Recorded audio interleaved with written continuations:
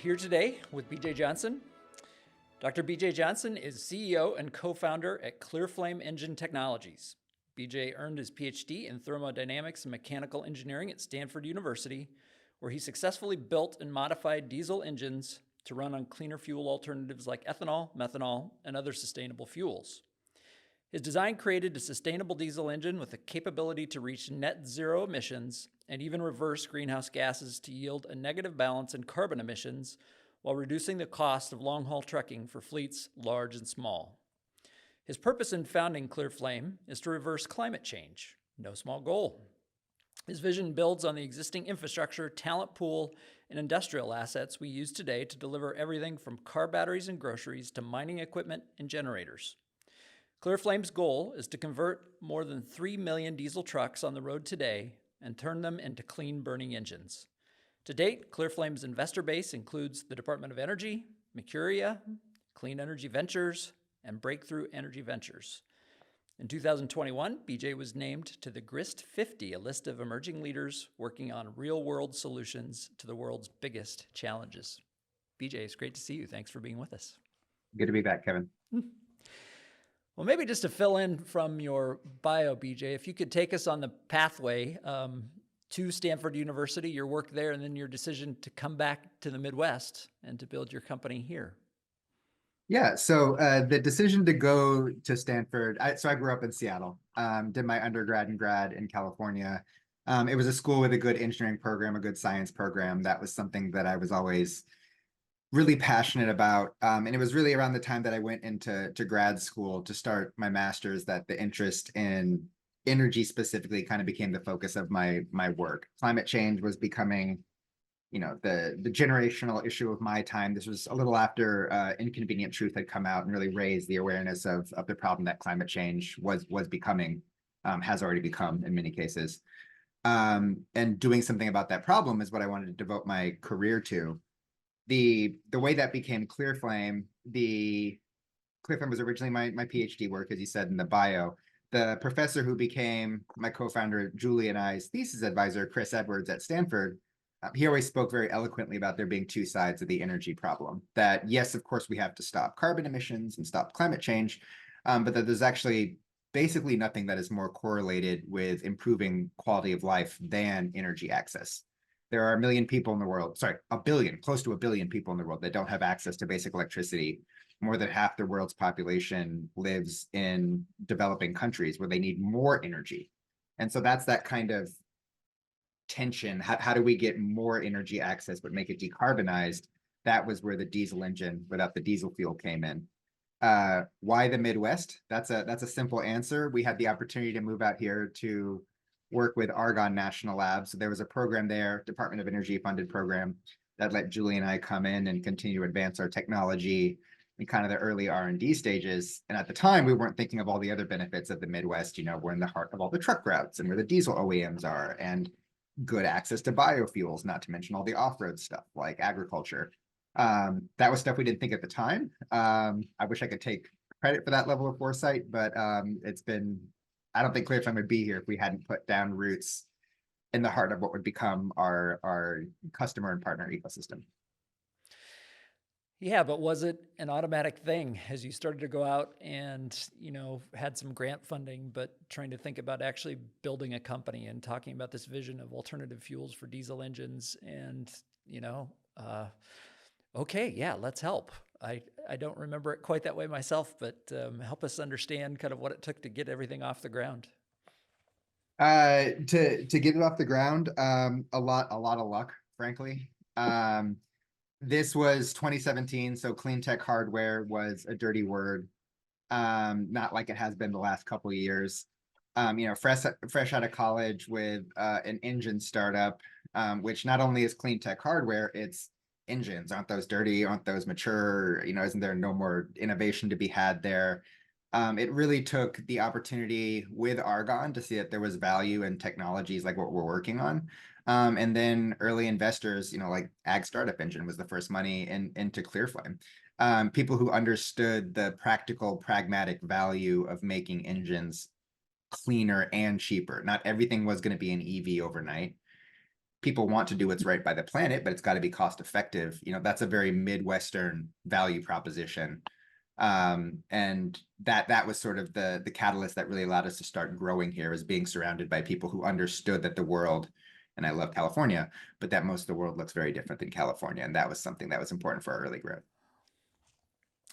Yeah, so you mentioned the EV electric vehicles overnight, and I remember one time when I interviewed you, we were maybe at peak electric vehicle overnight, and I think today in the Wall Street Journal was an article about kind of the Toyota vision versus the Tesla vision, and that hybrids still have a place and Toyota's doing well. And I think if you look at the history of technology,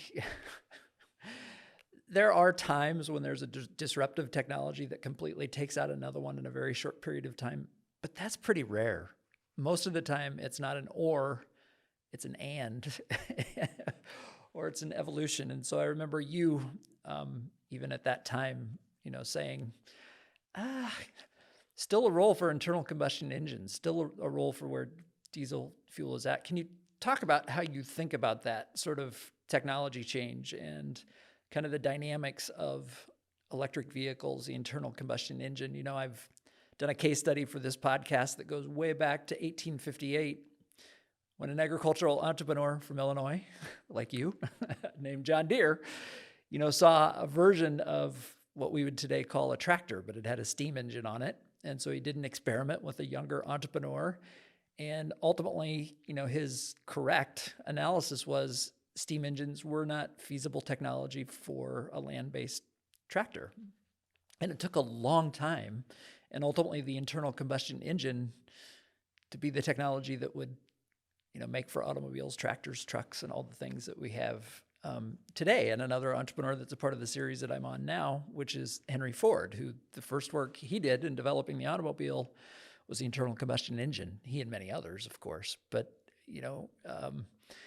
he, when he started the company, was working for Thomas Edison at Detroit Edison, and he had the opportunity in New Jersey or New York to meet Edison at some point, and he drew out his plan for an internal combustion engine. And Edison, of course, a very great advocate of electricity and a pioneer, said, "Oh, young man, you've got it.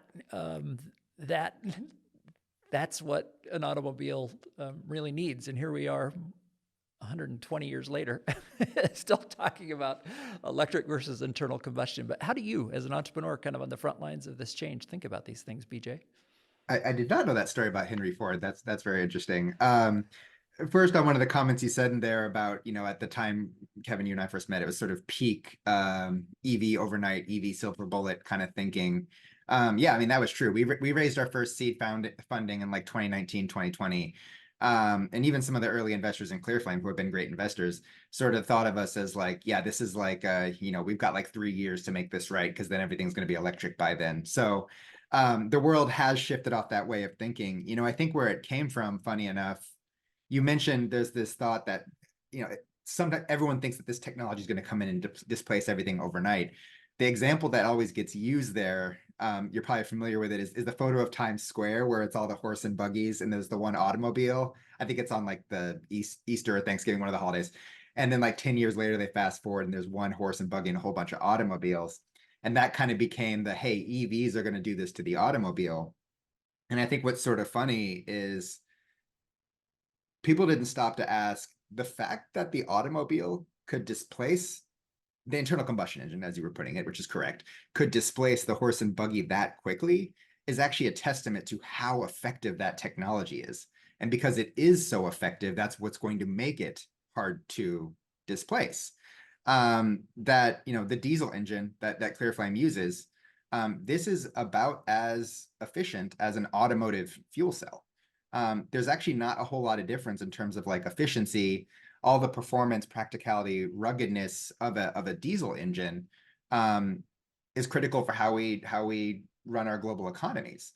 The push to EV is about, how do we actually make that more sustainable? And I think that's sort of the false dichotomy people are getting, that an engine has to be dirty and an EV has to be clean.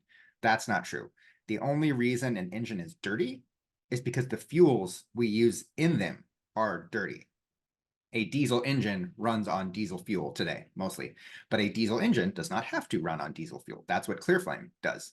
We're able to run it on a clean burning fuel, like the ethanol we already have in this country, like the renewable hydrogen carriers that are under development, things like methanol and ammonia. These can all be used. And if you take that step back and say, let's keep what was good about the engine, what allowed it to displace horse and buggy so quickly, what has led it to drive global economies. Let's just decouple that from its problem, which is not the engine design, it's the cost and emissions of petroleum diesel fuel. Now all of a sudden you have an important complement to electrification. And I do mean it as compliment because there's a reason that the EV versus combustion debate has been going on since the very beginning. There are good things about electric vehicles. Like if you're idling a lot, sitting in traffic, not driving long distances, it's actually a more efficient technology. But that's just not all the use cases out there. A lot of the country is not LA traffic or passenger cars. I drive around the Midwest all the time, and half the vehicles you see out there are the trucks. It is a different use case that needs a different solution. And if we're serious about solving climate change without, disrupting how we get our goods and move ourselves around, we need more solutions than just EV. Well, I think probably a lot of members of our audience, speaking of use cases, if we think about diesel engines and their role, those of us from agriculture might think about tractors and other uses in the field. Those in construction industries might think about bulldozers, cranes, and things like that. Anybody that drives on the road, of course, thinks of the picture that you have behind you of a over-the-road truck that plays such an important role in transportation of goods and products. But I don't think I've gotten at the better part of the use case for diesel and how it plays such a significant role in our economy. Can you talk about that and why diesel engines play such an important role in how the world works? Yeah, so as a kind of an example there, all the semi trucks, that's the wrong side of my picture. Sorry. This is a power generator. These also can run on ClearFlame technology. Semi trucks, a Class 8 truck pulling 80,000 pounds. Basically, all of those that you see on the road in the US are diesel powered. 70% of the goods get moved around this country by diesel trucks. Why are they run by diesel? If you actually go back to the 1950s, that actually wasn't true. Most of the trucks on the road were actually gasoline. They were big spark ignited engines. The reason why that shift happened is, fuel used to be so cheap. Once we started kind of getting to the point where like fuel costs, demand for oil and oil products was increasing enough that it just wasn't some cheap thing you could burn all the time. Using fuel efficiently, that's what the diesel engine does well. It's a lot more efficient, has a lot better fuel economy than a gasoline style engine.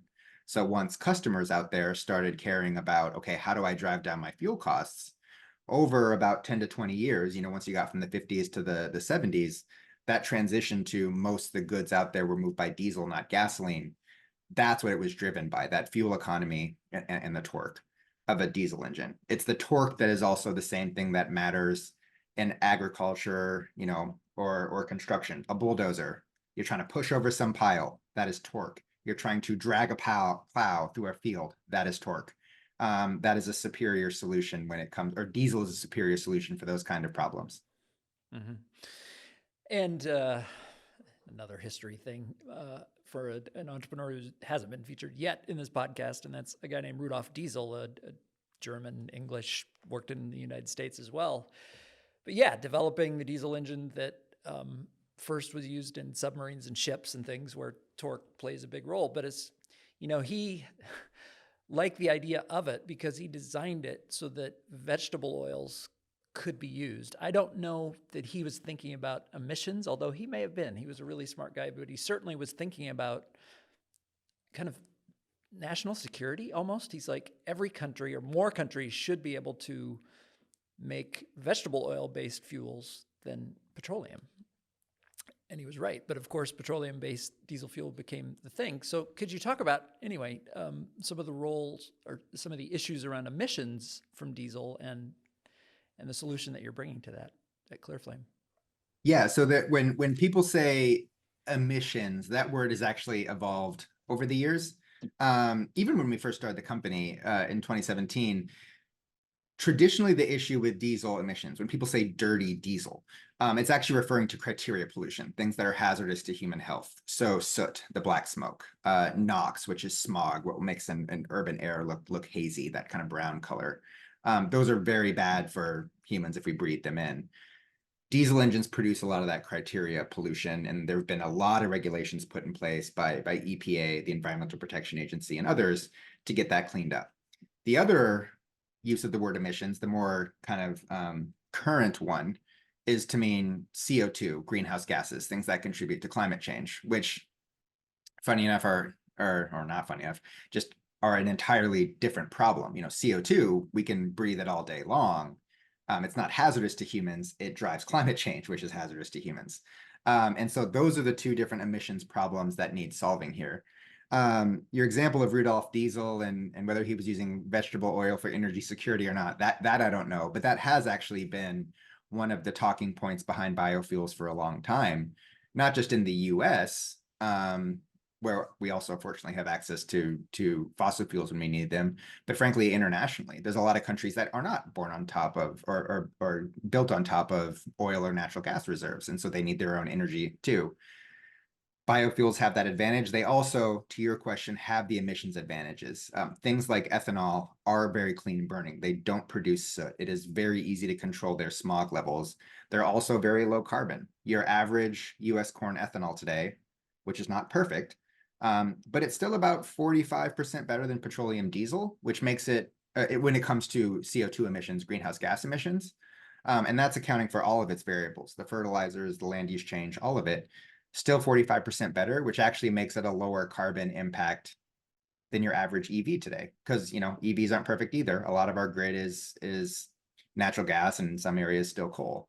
And so that ability to do something about emissions by changing the fuel, that's why we chose the fuels that we did. They are low emission fuels.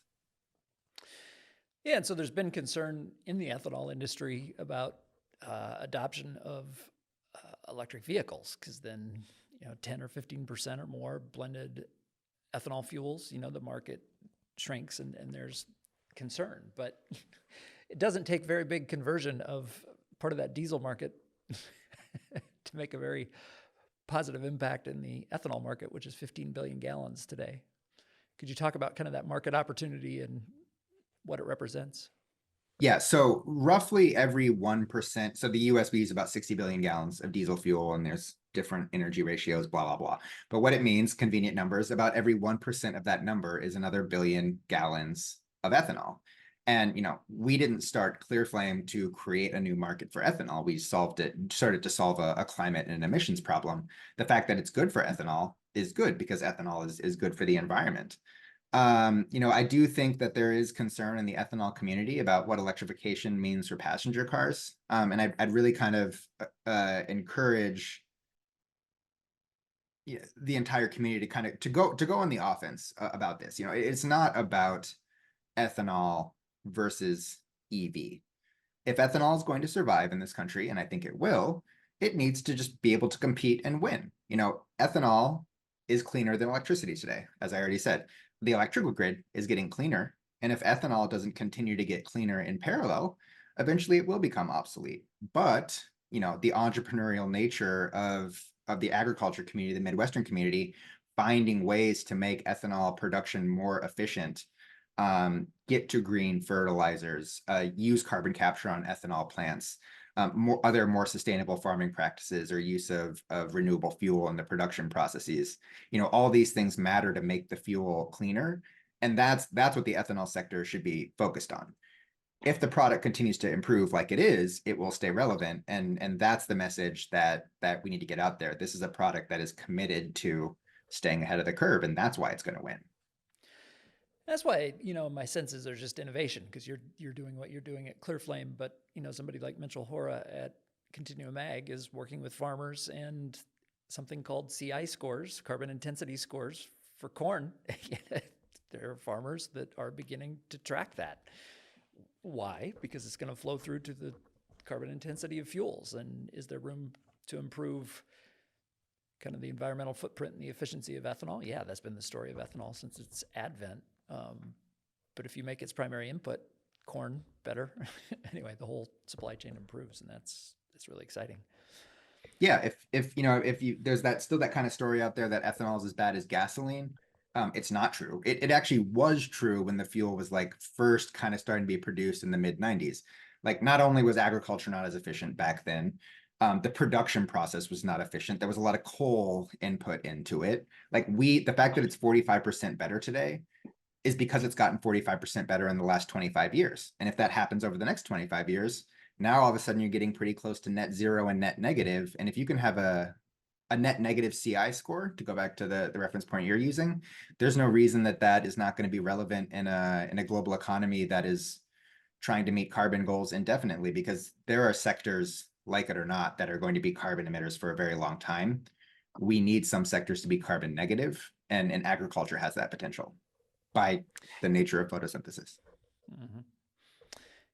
Well, BJ, if I could dial the clock back just a little bit, you're commercializing a technology that you developed while doing your PhD, as you mentioned earlier, as you were well aware, and anybody associated with the university is well aware.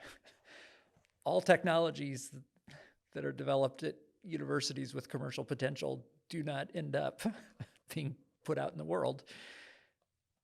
Could you talk about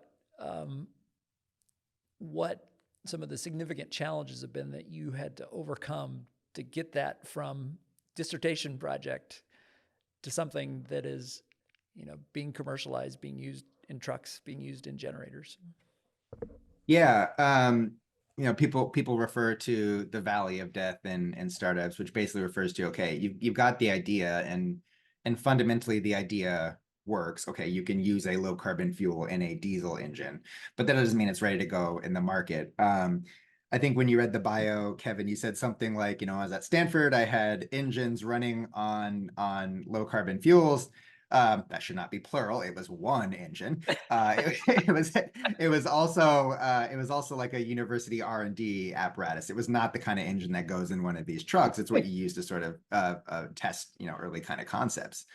And so I think one of those early challenges we had to overcome initially is, okay, yeah, I mean, the science works, but how do you prove that science can become a product? And that's where that Department of Energy and Argonne National Laboratory funding came in. That allowed us to move from something that, I would have considered really little more than proof of science to, coming out of Argonne, proof of concept that this could work. It was still a test engine, but it was a Caterpillar test engine. It was really designed to mimic what happens one of these large industrial engines. And that next stage of proof point, that proof of concept, that's what allowed us to get our early seed funding, Ag Startup Engine, and then Clean Energy Ventures. That was the funding that allowed us to go from an R&D apparatus to a production one. We got it integrated into Cummins X15. And from then it's really been off to the races, raising the Series A from Breakthrough Energy Ventures, the Series B from Mercuria, taking the engines from test stands into trucks and generators, testing those with customers. The next stuff for us is securing and scaling our first orders, getting to profitability. So there's still a lot of steps in front of us. Really, that big challenge, though, and why most companies don't get to this stage is it's those first few dots to where we are today, going from science to product. And then the next one or two that frankly are in front of ClearFlame that we have to overcome, product to profitability, to scaling, or in one of those two orders. That really is the next step in front of us. But the key thing behind it is the entrepreneur. So you and Julie, so both of you PhDs from Stanford. So on the one hand, I think that qualifies you, to maybe take up professor duties someplace, or maybe to work for a larger company. I don't know, or maybe it disqualifies you from anything else. I don't know. It depends where you come from. But was there a moment that you can point back to where it's sort of like, okay, this is something I want to do. I want to found a company. Or was it not a single moment? Anyway, can you describe for our listeners kind of your own entrepreneurial epiphany, if there is such a thing?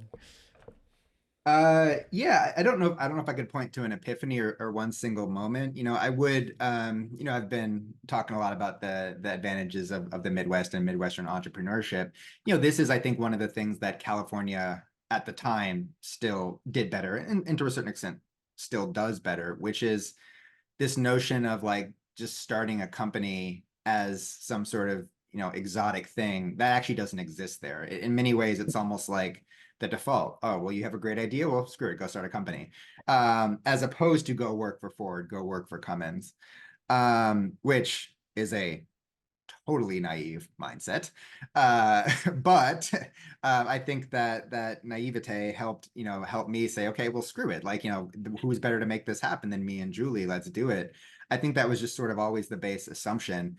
The closest thing that we had to an aha moment, entrepreneurial epiphany, was not about the advantages of like startup versus working a large company, but when this went from a PhD thesis to an actual market disruption opportunity, market transformation opportunity. I don't like the word disruption. It was when my thesis work started, it was just about making an engine more efficient. High temperatures make an engine more efficient. As part of that, we learned we could then burn other fuels, that you could make a more efficient engine running on diesel, great, but you could also make a more efficient engine running on another fuel.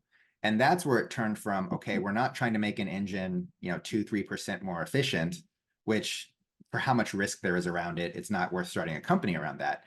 You are working on making an engine that can cut its carbon and fuel costs in half in a single digit margin sector.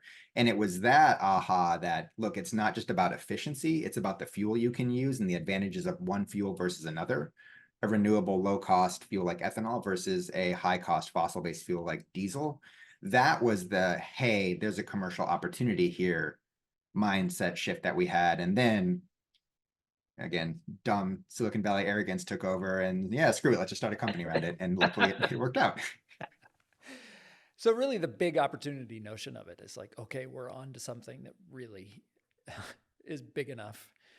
Did you get some like commercial feedback, industry feedback, or feedback from a lot of different places that, oh, okay, this is a big enough opportunity. You should pursue this from an entrepreneurial perspective.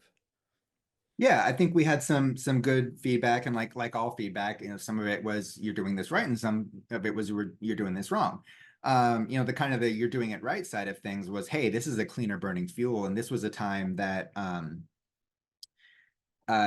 so for those in the audience that don't know, so Navistar, the company behind International Trucks, they used to dominate the U.S. truck market.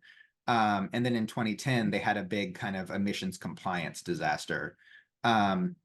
Very different than what happened with Volkswagen, 7 or so years later, but still the same type of regulations. Navistar, because they failed on their emissions, went from like 77% market share to 3% market share in 6 years, which is a staggering drop, right? And I think that was the feedback we were getting early on. Hey, if you can solve the emissions problem, this is the biggest pain point in the sector. One of the things we frankly weren't thinking about right at the time was, and we got this from Steve Ciotti, who was an argon scientist at the time. He was like, you guys are thinking about the emissions stuff. You're thinking about the wrong emission. Like, okay, yeah, maybe you can make the criteria pollution cleaner, but like, look, SCRs are pretty good and people are getting more used to them. And not that there wasn't value there, that's not what he was saying, but he was like, no one has a way to solve the carbon problem at all. That's an emissions problem that no one even has a solution to. So that was when kind of ClearFlame, when we started talking about the pitch being not just about criteria pollution, but greenhouse gases, it went from not just we can do this better and cheaper than what industry is doing to we're actually doing something that industry doesn't have a solution for at all. And again, it's when you're starting a company, there are so many headwinds to what you're doing. You have to have those slam dunk differentiators. We are the only technology that allows your standard run-of-the-mill ethanol to run in diesel engines. You need that level of differentiation to succeed with how much headwind you face. Mm-hmm. Mm-hmm. Well, I've been asking entrepreneurs on this podcast, BJ, to provide some examples of decisions that they've made. The entrepreneur's ethic is about how people like you make decisions in the face of headwinds, as you say, significant uncertainty and that sort of things. And so anyway, I've asked you to think about what an example of a practical decision, a principled decision, and a weird or whimsical decision. Let's start with the practical. What's an example of a practical decision that you've made that you can look back, at least with some hindsight, and say it was significant? Um, I think the practical one is actually the answer I just told, which is there's sort of an initial engineering impulse to want to drive after the hardest part of the problem. You know, we can get to this holy grail of a diesel engine that doesn't need an SCR system. The practical solution is like, yeah, sure, that's great. But if you can be 50% cheaper and lower carbon, well, that's a problem that you can solve today with less complexity. And that was the practical solution. The ClearFlame system today is actually less complex than the ClearFlame system that we envisioned initially, because we focused on a narrower subset of market values. And that allowed us to get a product to market faster. And frankly, without OEM support, you know, ClearFlame has done this as an aftermarket retrofit, because we narrowed the range of problems we were trying to solve, focused on the most critical value propositions, not all the value propositions. That practicality allowed us to get off the ground in a more efficient way. Mm-hmm. Yeah, what's that first product and how do we get it out? How about an example of a principled decision that you made that you can look back on and say it was significant? Yeah, I think one of the principal decisions was frankly the choice to use ethanol as a fuel. Ethanol is a very polarizing fuel. A lot of people hate it for reasons I don't entirely understand. Maybe because of the baggage that it had 25 years ago, which was, again, earned baggage, but it is 25 years ago. I don't know if it's because you know, there's always this, you know, there's an urban rural tension in America, which I really wish didn't exist. Maybe that contributes to it. But I think one of the things that we were pushed on early on is like, God, ethanol has so much baggage around it. Like, just run ClearFlame on the more future fuels, like, you know, focused on the hydrogen carriers and all that kind of stuff. And I'm extremely bullish on those fuels, and I'll use them anywhere they make sense. But the principal decision was no. We looked at the science, and while there's a lot of rhetoric around ethanol, the science points to, you know, it not perfect, but 45% better, lower carbon than an EV today. And if someone is telling, and I did get told that's true, we know that's true, we know it's better than diesel, but you shouldn't talk about those fuels because you're walking into a polarized debate. That was something, and maybe it was the wrong decision, but I rejected, and I continue to reject. If we're going to solve climate change, we have to follow science, and we don't have the luxury of rejecting something that is a 45 to 50% step in the right direction just because it's not perfect and some people don't like it. If that is going to stop us from making progress, we're never going to get anything done here. And that's one that I continue to stand up for, follow the science and make the right choice for what matters for the economy and the planet, regardless of whether people think you're cool for it. Yeah, and my favorite publication in the whole world, the Wall Street Journal, has for decades been an ethanol hater. And I think it goes back to maybe some of the early subsidy kind of perceptions that came around it and all of agriculture. But again, I wish they'd tell more of the innovation story than some of that stuff. But I I had someone say to me one time that ethanol policy is agriculture policy masquerading as energy policy. And I mean, like, I guess ethanol policy is agriculture policy. You know, it is a policy that started in large part to help rural America. Now, regardless of whether or not you agree with the statement that is why this policy first came to fruition, whether or not it's good for the environment is a different question. Like, if it is good for the environment and you care about the environment, you should discount that because it's also good for agriculture. You know, that makes no sense to me. And yeah, you're right. The journal and publications like it don't like it because, you know, early on the government put the thumb on the scale to make this fuel an industry in this country. And we can go back and debate at the time whether that made sense, but here we are now. The industry has been built, the subsidies are gone, the product stands on its own 2 feet, it is still being innovated on, and its economic and environmental benefits are real. So forget the debate of how we got here. It's what we have, and it makes sense today. Let's use it. and that's maybe been the interesting process over the last 5 years, really during the time, BJ, that you've been building your company is that, I don't know how to put this diplomatically, so maybe I won't, but the agriculture community and the environmental community have been two different things. But um, carbon mitigation, greenhouse gas mitigation, anyway, some of these things have brought the community together. And so I met with when the fund was first being put together, I think it was one of your investors, Breakthrough Energy Ventures. Is that sort of the billionaires fund? Yes. I don't Okay, know if they'd want so me to Bill describe it Gates. that way, but yes, Anyway. Some billionaires have invested in that fund, not just them, but anyway, whose names everybody would recognize. But anyway, they came down to find out, probably even before Ag Startup Engine invested in your company, just what's going on. And remember, it was just interesting because they, although bringing a different perspective, had an interest in what agricultural technology could do. Has that been part of the translation exercise? As part of you making this principled decision, is communicating with investors that maybe come from outside of agriculture about ethanol, among other issues? Yeah, I mean, I do think you mentioned this kind of tension, or not, agriculture and environmental being two different worlds.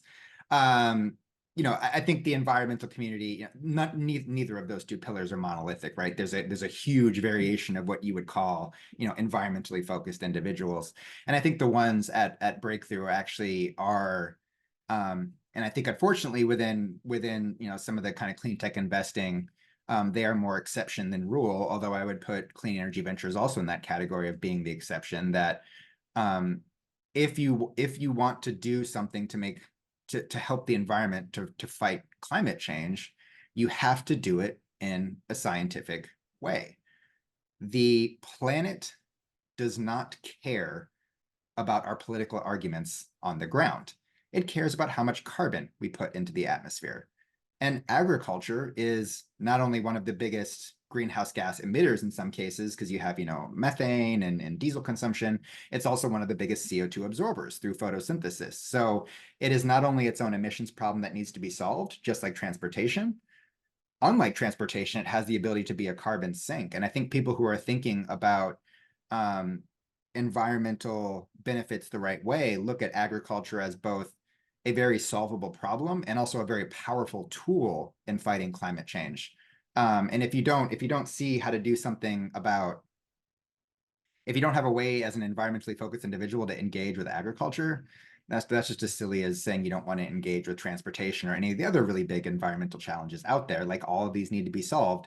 Net zero means net zero. You can't be net zero if you only focus on 10% of the problem. Mm-hmm. Well, third, is there an example of a weird or whimsical decision that you've made that was significant or just amusing? Definitely not. I'm going to give the cop-out answer here. I alluded to it earlier, which is, I think starting ClearFlame itself was a whimsical decision. Okay. Yeah, I mean, I think it's again, it's sort of a, I think it's a Mark Twain quote. It's something like, all you need in life is ignorance and arrogance, then success is sure. Which is basically, I think, kind of one of the things that Stanford sort of does well, is combined with Silicon Valley, is okay, it makes you arrogant enough to think that like you can change the world, and ignorant enough to think like it's going to be easy, so why not try? And that was kind of how we got ClearFlame off the ground. And it was not easy, but I'm still very glad I did it, and there's a long way to go, but I've been invigorated by the fight, and I'm excited for what comes next. Glad I made that decision. Well, sometimes I think us maybe more experienced types who've started companies in the past and try to mentor or at least provide support, provide funds in the very least, maybe some mentoring, maybe part of what we leave out is explaining just how hard it is. Or maybe it's just that people that are crazy enough to do something wouldn't listen to us even if we did explain to you how difficult it was. It actually is it's a really good point, that I think to be successful in entrepreneurship, you have to have a certain amount of degree of, yeah, but I'm not going to have that problem. Which again is stupid and naive, but like, if you don't have that attitude, the amount of problems, knowing what I know now about the number of problems that have to be solved to get ClearFlame off the ground, if I also was not combining that with the experience of knowing that, look, they can be solvable, if all I knew about was the range of problems, and all I ever heard was how this could be hard, and never had any belief that I could overcome it, you'd never be an entrepreneur. And so I think that willingness to say, yeah, no, Kevin, I get it. You're telling me it's hard, but like, yeah, I can pull this off. And look, maybe I should have listened to you, but then maybe this conversation wouldn't be happening. So I'm glad I took that leap. Well, we have this little saying among our companies doing like what you're doing, and that's where there's a hardware component or the significant component of what you do, and that's hardware is hard. And so, there's a lot of Silicon Valley investors who look at companies like yours and say, no, we like the software stuff that if it succeeds can get 100 million users and then a billion users and all that stuff. And hey, that's great. But in transportation and agriculture, we've got to move atoms. And so there's going to be hardware has got to be a part of it. But can you talk about what the implications are from an entrepreneurial perspective of, putting hardware on the road, on the grid, whatever the case may be that has to perform? Hardware is hard. And the reason why Silicon Valley tends to focus on software companies, other than it just being kind of the heart of the software and silicon ecosystem, where the name comes from. Hardware doesn't have that same sort of inherent, once you have a software product, you can cookie cutter, put it across a whole bunch of different users. It's very high margin, right? Because you had to put a lot of work into developing the code, but there's a lot less work that goes into actually the cost of replicating it. You're selling software licenses. So there is an advantage there, and it does take a different type of investor to understand the pros and cons of hardware. Hardware is hard. It takes longer, and you're going to have to fight yourself through gross margin curves in a way that software companies tend to not have to. It's more about just getting to that net margin positive. That said, I think sometimes people underestimate what makes hardware hard is also its opportunity. It means the barrier to entry is high. That someone just can't take, 3 engineers in a bunch of long weekends and ramen and replicate what we've done. There's just a lot of hardware innovation that has to happen. So it's one, take advantage of the competitive advantage you have, and that hardware does take time to develop. But two, also really think about wherever you can take from the software model. Like, what can be replicated here? ClearFlame, we control the engine computer, the thing that runs fuel injectors and everything. Because of that, we can measure very accurately how much fuel a user is using, and then by extension, how much they are decreasing their carbon. So like all of this data we are collecting of what we are doing for a user in terms of their fuel costs, in terms of their carbon reduction, in a world that is increasingly asking, no, tell me how you actually know you're going to reduce carbon. That's the kind of thing that there is value in. And kind of think of it as the razor blade model, right? Like you sell the razor blade handle so that you can keep selling people razor blades. I think all hardware companies have to figure out what their razor blades are. What is the high margin recurring thing you can get? Yeah, sustainability claims versus data. The faster we can move to that world, the better. And yeah, solutions like yours are a part of it. And we're not there yet. I think we're still at a point where claims and data are more or less treated equal, but that never persists for very long. Data is real, and claims can be made up. And those two things can only diverge from each other for so long, and data ultimately always wins. Yeah. The other struggle that I reflected in the Henry Ford case study I did for the podcast was something that he finally got right, but he was very ornery about it, and that was what I would call cap table struggles. So he was dealing with hardware and needed money to achieve his vision, but being at cross purposes with his investors caused problems, having differing visions and all that stuff, and all this stuff comes in. So you have attracted a very impressive array of investors, but at least as I look across some of those names on your cap table, how do you think about bringing in the right investors, and then over the course of time, managing that cap table for the good of everyone and keeping everybody on, kind of common purposes and moving forward under the same vision? Yeah, I am very lucky with the investor base we have. They're good investors. They're well-aligned investors. They're easy to work with by investor standards. Uh, um, I think with ClearFlame, I think we were a little bit lucky in that regard, which is we are such a hard story to understand. It is counter narrative. You know, we are engines, not EVs. We are hardware is hard. We are what is a quote unquote mature sector that can't be innovated in, which we're proving is not true, but that's the stigma. You know, as a result, I think the investor base we've had has been so self-selecting to people who just fundamentally get the story. You know, it is people like Breakthrough Energy Ventures and Clean Energy Ventures that say, yeah, hardware is hard, but we're not solving climate change without hardware. So let's go figure it out. You know, people like Mercuria that know, yeah, I mean, liquid fuels are here to stay, and ethanol is a very cost-effective one from a user perspective. It is cheap. You know, people like that already have such strong alignment. You know, in the past, I've sort of been, you know, irritated, like, man, it would be great to be one of those companies to have all the VC firms fawning over you and, you know, getting your pick of the litter of who you want to work with or whatever. But then, you know, I think the other side of that, the side that I didn't think about at the time was because it would have to be people that were so deeply bought into the ClearFlame vision to take a bet that, again, looked this counter narrative. I think that's what's helped us maintain that alignment, that there was no one jumped into this company because they thought it was going to be easy. No one made that mistake because it was so evident it was not going to be easy. But there was still the potential to succeed. And that's the part we're executing on. We've been lucky to maintain alignment because people really came in eyes wide open.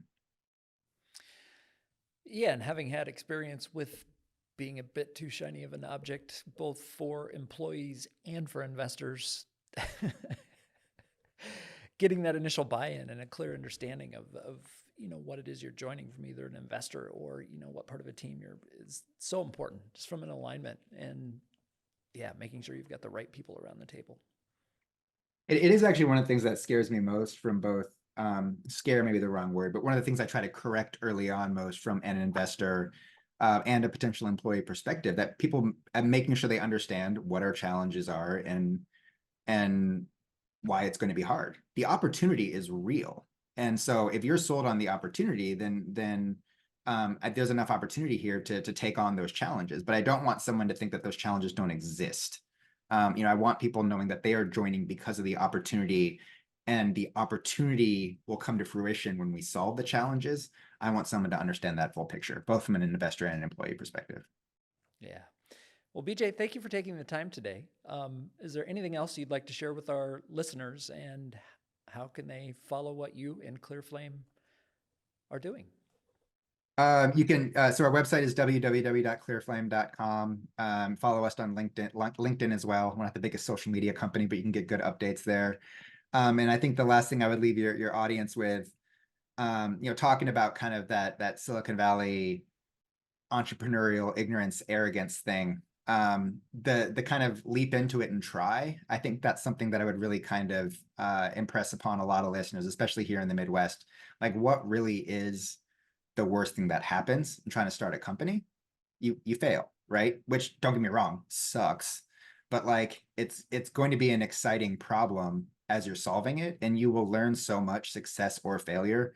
No one is going to look at you later and say, you failed at that initiative, you must be an incompetent person. In fact, the opposite is usually true, that it showed initiative to take that much on, combined with there's no world in which you learn more than being an entrepreneur, because literally every problem is yours. That is actually a good selling point for you. And so if you want to take the opportunity, don't be scared about it. No, it's going to be hard, but don't be scared, because the worst case outcome, failure, is frankly not even a bad outcome. It's just a frustrating temporary one. Well, we'll end with that. Two great parts of the entrepreneur's ethic: solve hard problems, make things happen. Just take the leap. BJ, thank you for everything you do. Thanks for being with us. Thank you, Kevin. Appreciate it.